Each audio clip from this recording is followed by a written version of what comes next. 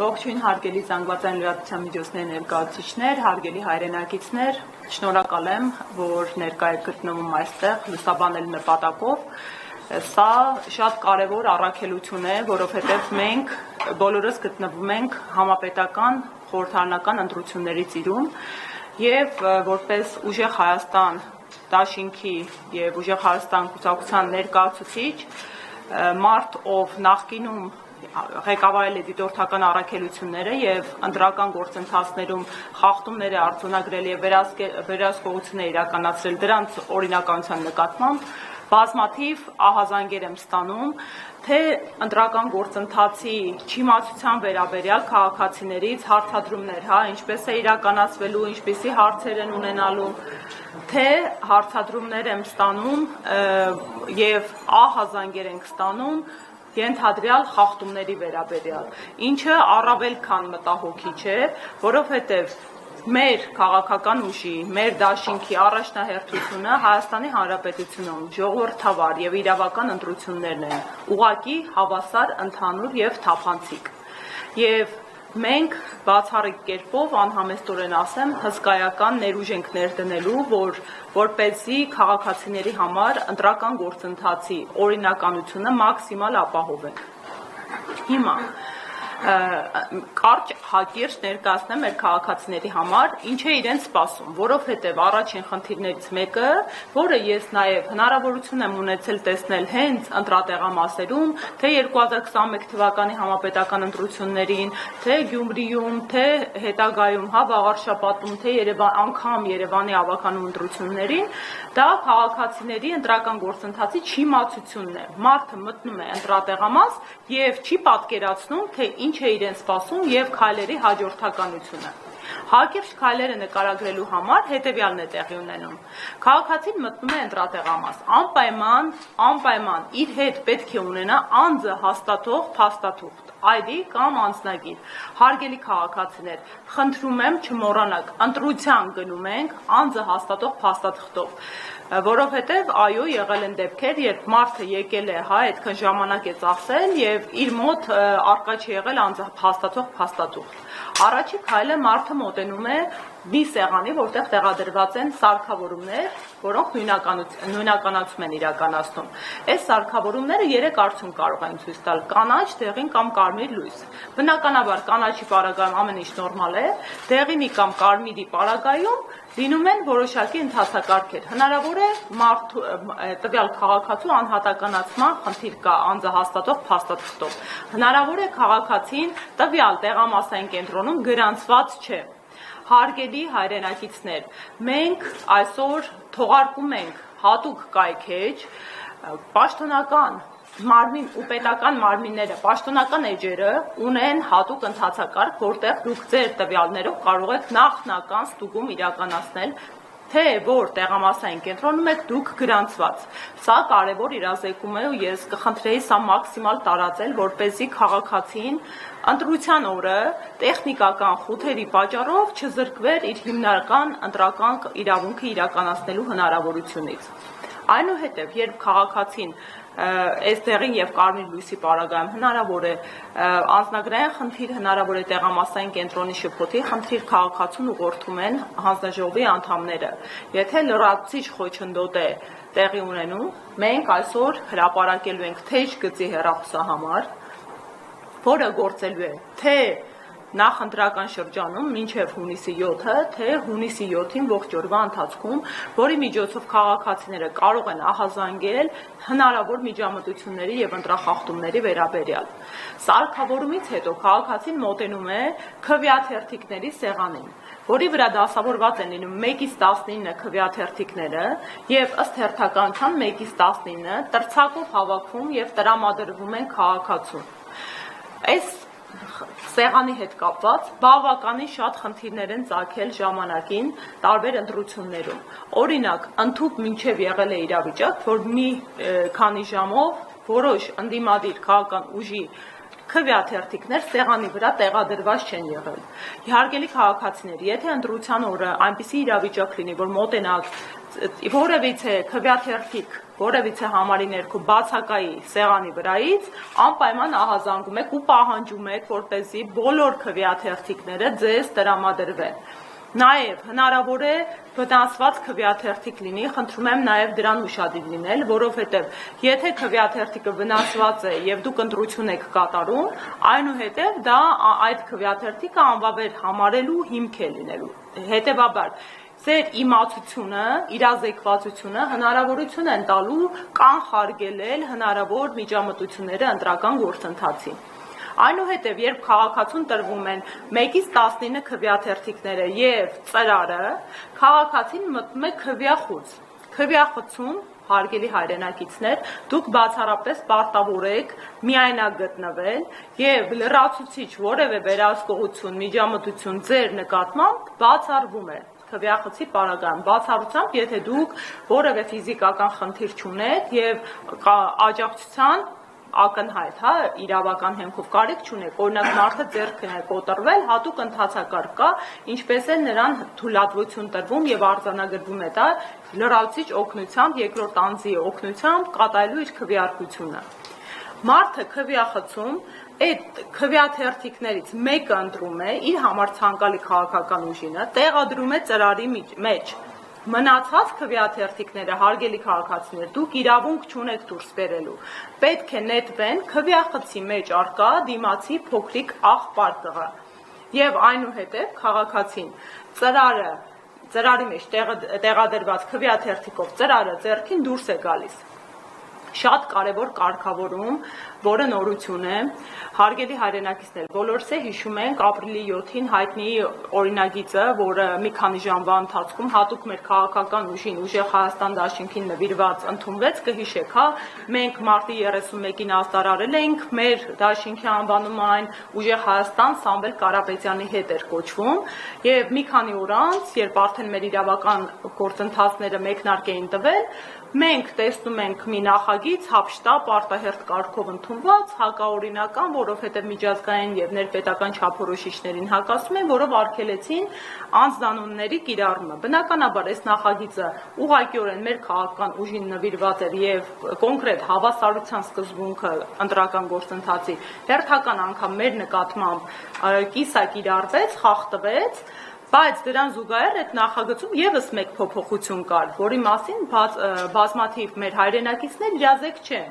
Եթե ծրարի մեջ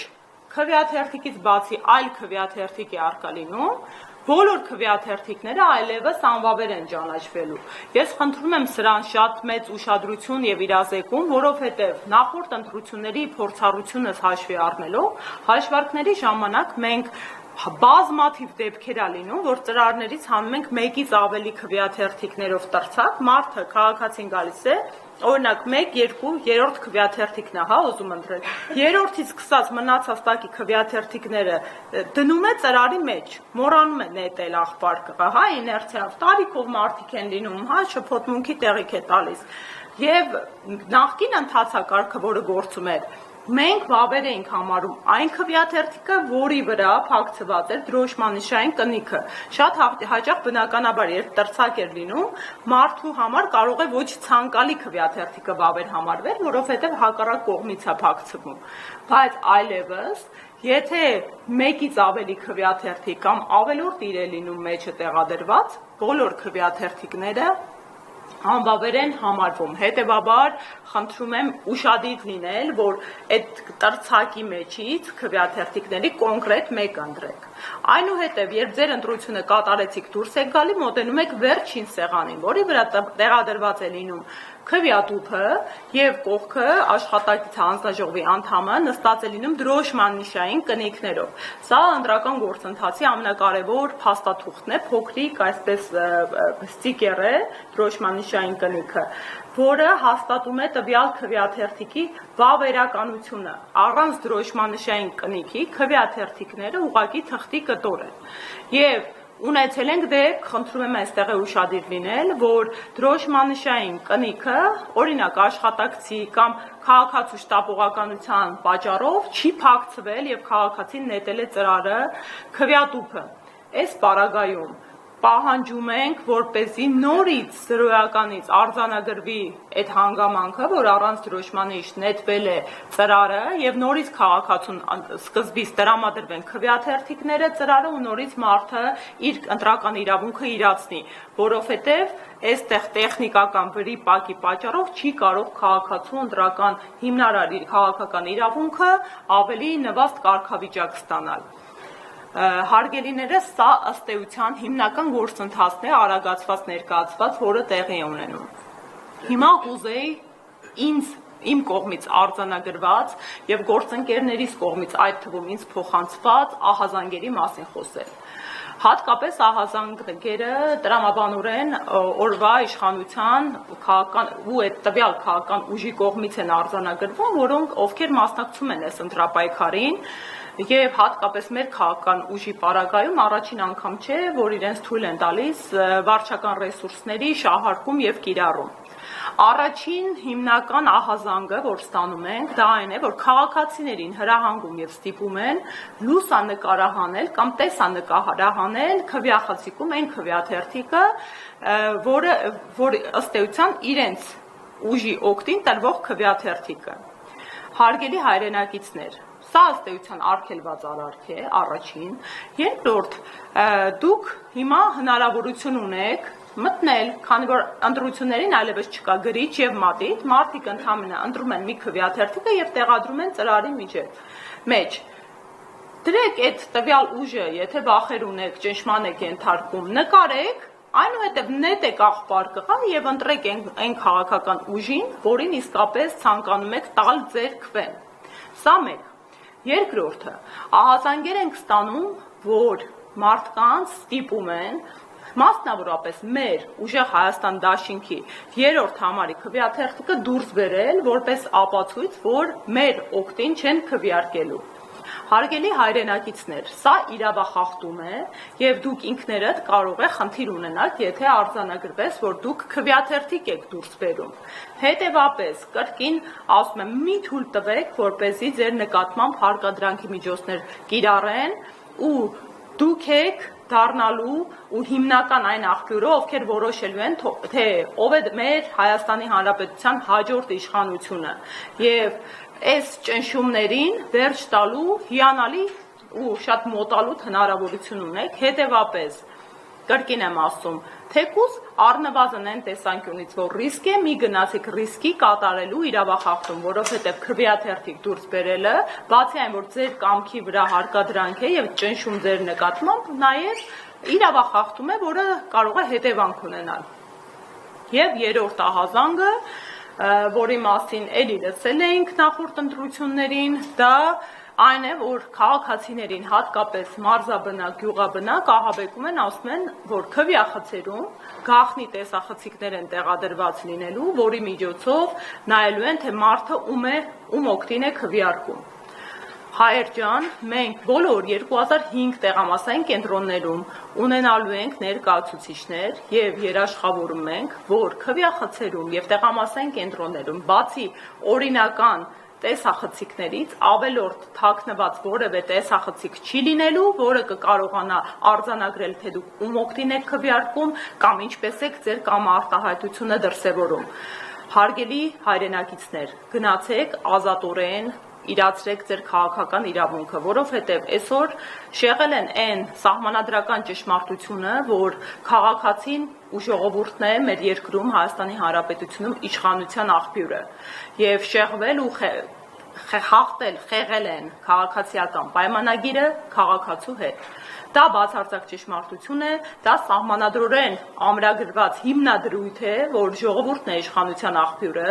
եւ մեր նպատակն է, որ մեր երկրում հնարավորություն ունենանք կազմակերպել եւ իրականացնել արդար, հավասար, ուղղակի, ընդհանուր ընտրություններ, որովհետև հենց ընտրությունների որակն է տալիս տվյալ պետության իրավական ու ժողովրդավար լինելու հիմնական գնահատականը։ Հիմա հաշվի առնելով այս միջամտությունները եւ մի շարք այլ խախտումներ, որոնց հետքերով մենք դիմումներ ենք ներկայացնում կենտրոնական ընտրական հանձնաժողով, օրինակ նույն վարչական ռեսուրսների կիրառման դեպքերը, տեխնիկական,